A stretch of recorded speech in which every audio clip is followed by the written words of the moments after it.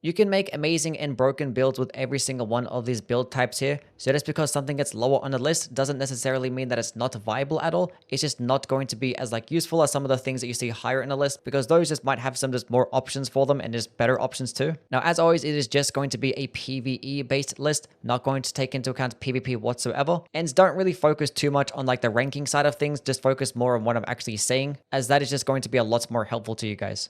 Starting off at the bottom, intelligence and arcane builds. Now, this build type has basically no weapon options. You could potentially use things like an intelligence infused Blood Fiend's Fork or an arcane infused Clayman's Harpoon. But those weapons are typically just better going into one particular stat or a majority into that one stat, and having a decent amount of both intelligence arcane is not going to really benefit. There's also just no infusion for intelligence arcane, but the most disappointing thing is that their spell options are just not there either. They only get 2 spells in the Clayman sorceries, which are not bad spells at all. They're both just slightly above average, but it's not really worth building around, especially because the staff to boost these spells in the Albanuric staff is also not that good. Even at these really high amounts of arcane and intelligence, the sorcery scaling is just not that good. Now, there actually is a new intelligence arcane staff from the DLC in the maternal staff, and this one does have a bit more balance of a scaling with intelligence arcane, but the damage is not high unless you go at those really high amounts of levels, like roughly 60 intelligence and arcane. But once again, you don't really have much synergy with spells or weapons with that type of build, and at that point, you're better off just going with like an intelligence or faith build if you wanted to have high damage. Now, sorceries do have some bleed types of spells, which bleed does scale with arcane. So using things like Briars of the Punishment or Impenetrable Thorns with these arcane types of staffs,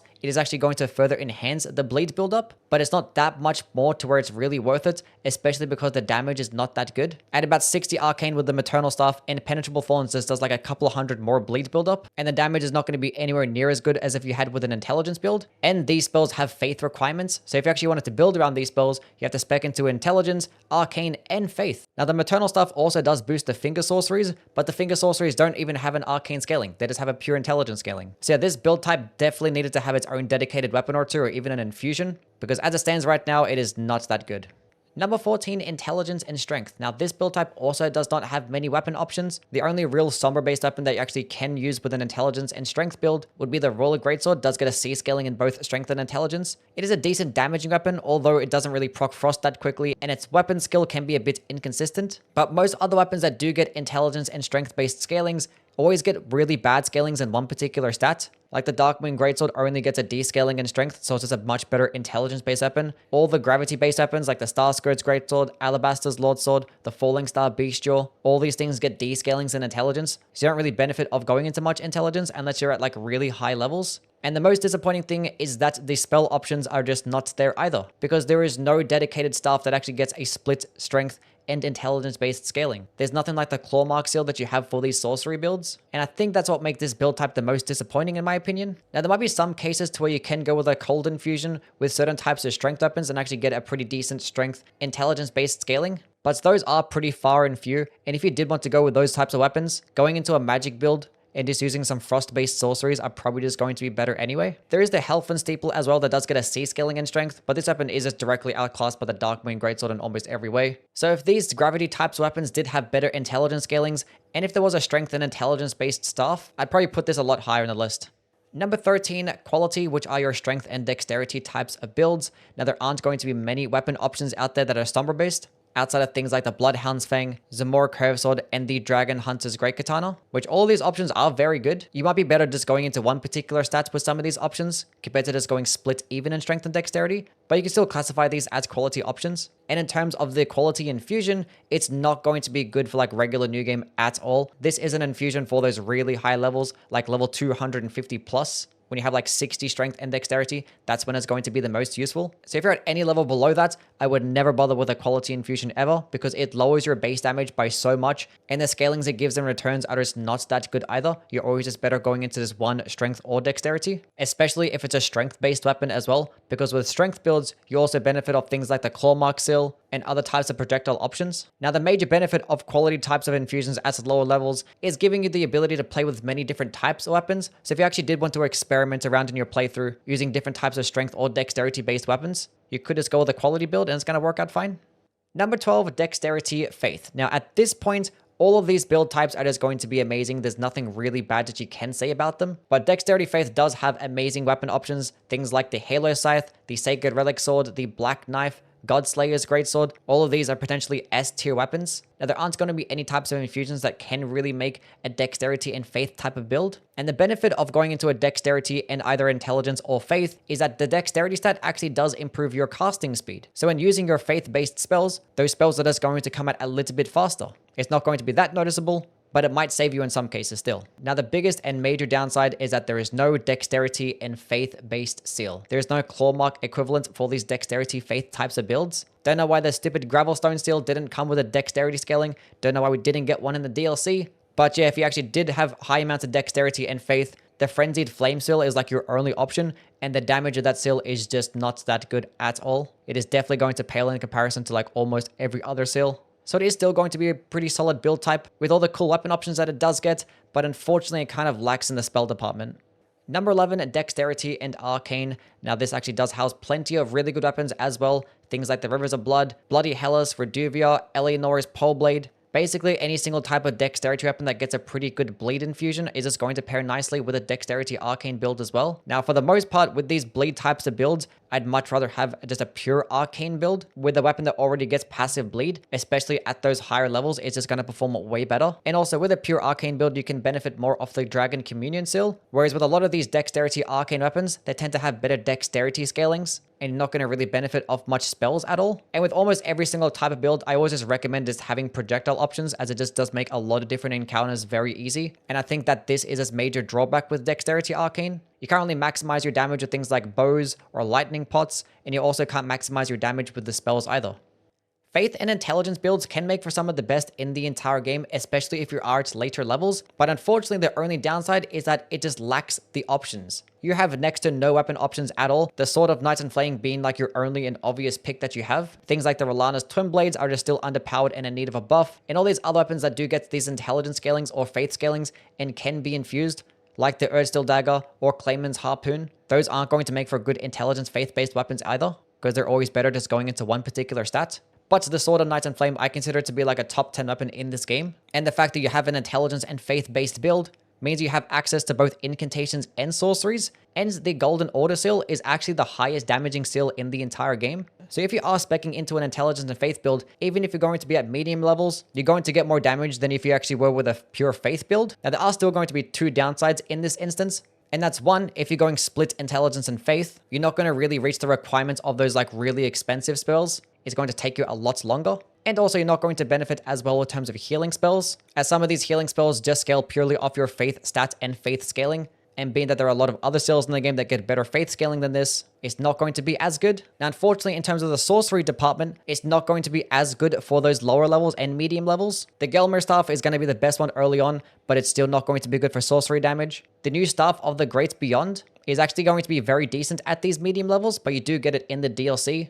But it actually does give you the option to cast both sorceries and incantations. But being that the staff is never going to be as good as things like the Golden Order seal, it's not going to be the most optimal option to use this staff to cast incantations, but it is very convenient. And if you are at very high levels, like 60 or 70 in both faith and intelligence, then the Prince of the Death staff is just the highest damaging staff in the game. And at these higher levels is where this build type actually does shine, because you get access to all the spells in the game, which means you have access to all the status effects, all the different damage types, and you can make some pretty wild and broken builds. Also, there are no intelligence and faith-based infusions. And in terms of the spells that have intelligence and faith requirements, in the Death and the Golden Order incantations, a lot of these are just not that good or just directly outclassed by something else. So even there's not much of an incentive to go into this build. But like the only things holding it back is going to be its synergy for early game and its lack of options.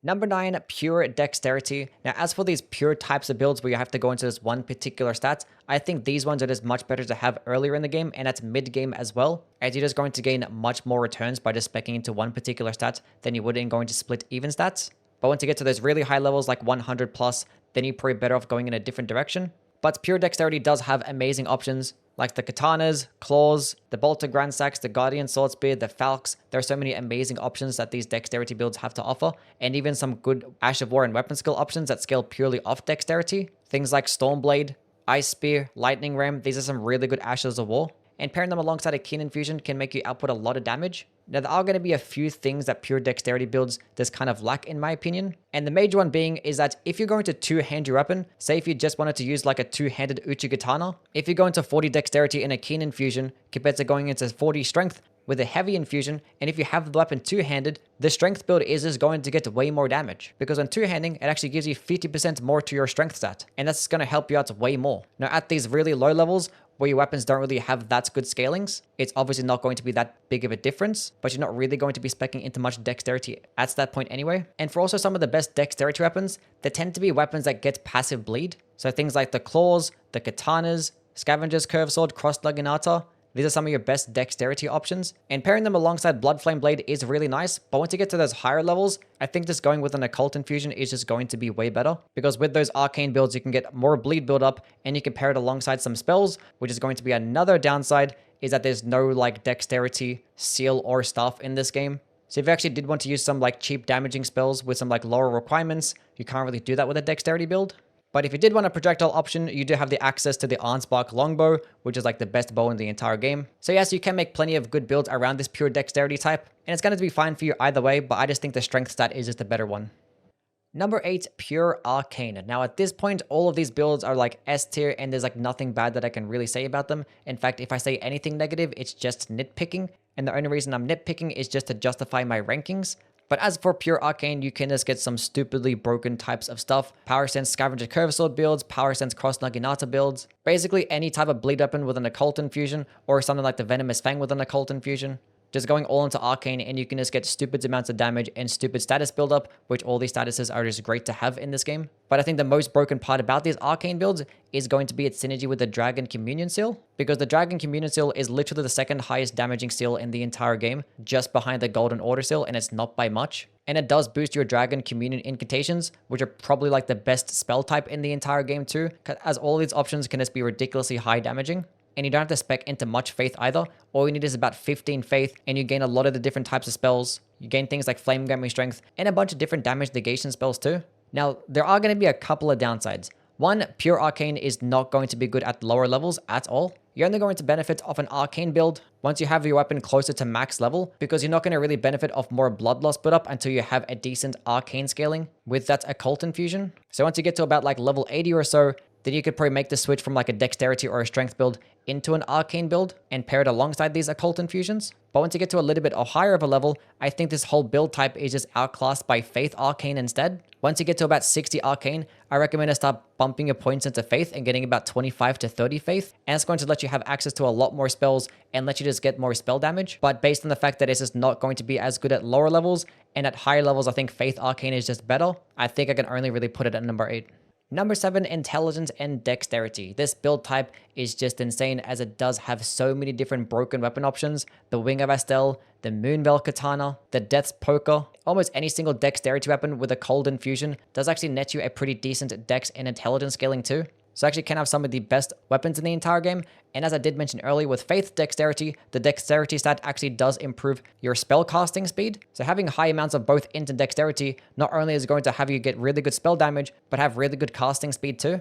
Now I think that's just going to be for those higher levels, because at those medium levels where you probably have like 40 Dexterity and 40 Intelligence, it's not going to be the best thing because there is no Intelligence and Dexterity based staff. So your damage isn't going to be that high. And also a lot of the best staffs and a lot of the best spells just have really high requirements. So going with these split hybrid builds at these lower levels, you're going to miss out on not only a lot of good spell damage, but a lot of good spells too. But it is definitely deserving of an S tier purely based on the fact that it has some of the most broken weapons in the entire game.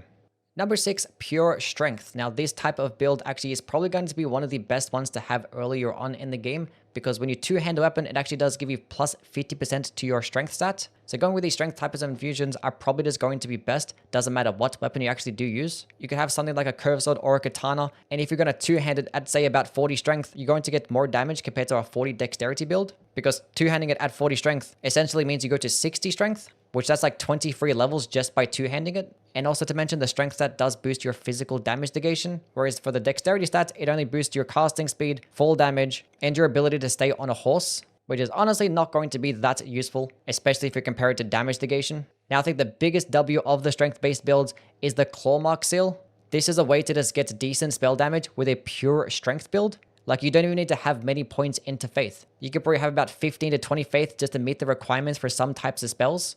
And you can actually get some pretty decent damage as well. Now, the thing is, once you get past these like medium to higher levels, you're probably just better off just going into a split build, like split strength faith instead. Especially if you are two-handing weapon. Because if you two-hand your weapon at about 54 strength, it kind of boosts you to 80 strength, which is the soft cap. And past that point, you don't really benefit as much. So with those type of builds, you're not going to really want to spec into higher amounts of strength. So instead, you're probably just better off just going into more faith to just get more spell damage, use different types of spell buffs like Golden Vow. So although it does house like the best infusion and just give you the most amount of damage for like almost every weapon in the entire game, it's only going to be better at these lower levels, because at higher levels, you're probably just better off going into a hybrid build instead. Number 5, Arcane Strength. Now, this build type does not have much synergy with any types of spells at all, as there is no like Arcane and Strength based seal. And if you actually want a benefit of incantations, you have to go into more faith. So it is very messy to try and build around if you did want to use spells. But the main reason why it gets top 5 is because it has some broken weapon options. You get things like the Blood Fiend's Arm, Mogwen's Sacred Spear, the Mariah's Executioner's Sword. You can also go with things like bleed-based sword lance or a bleed-based warped axe, which these are some of the best bleed weapons in the entire game too. Like, all of these are such like broken options. For that reason alone, Arcane and Strength just gets to the top 5. Like, it does not matter that they have pretty mediocre synergy with spells when your weapon options are just this good. Number 4, Pure Faith, which yes, is going to let you have a bunch of different types of incantations, and I think incantations is going to be just better than sorceries in my opinion. The damaging options might not be as good as things like Carrion Slicer or Knight's Comet, as those things are just completely broken, but you can get close or even just as good with things like Catch Flame, Ancient Dagger's Lightning Strike, and Knight's Lightning Spear. But I think the biggest selling point of incantations will be things like its variety in damage types and its access to support types of spells like Golden Vow, damage negation spells, and healing spells. You also do get some decent status effect options with Scarlet Aeonia and Rotten Butterflies, and being able to proc the 30% version of Rot is kind of just broken on a lot of different bosses, especially in New Game Plus, and you could use things like Destined Death or Black Flame spells too. Now, the funny thing is, if you actually did want to go into an incantation build, you're going to get more damage out of an Int Faith build or an Arcane build, because things like the Dragon Communion Seal and the Golden Order Seal actually outdamage the Erdtree Seal. Even if you're at the exact same levels, it doesn't require you to be like really high just to benefit. And even at those medium levels, it's going to be better than the Godslayer Seal too. Now, there are still going to be a couple of benefits to Pure Faith. One is going to maximize the damage of your weapon buffs like Electrify Armament and your healing spells too. If you actually wanted to use healing spells predominantly, Pure Faith builds are just going to be it. Because using healing spells with like the Dragon Communion Seal or the Clawmark Seal is not going to net you that high of return in terms of the healing spells.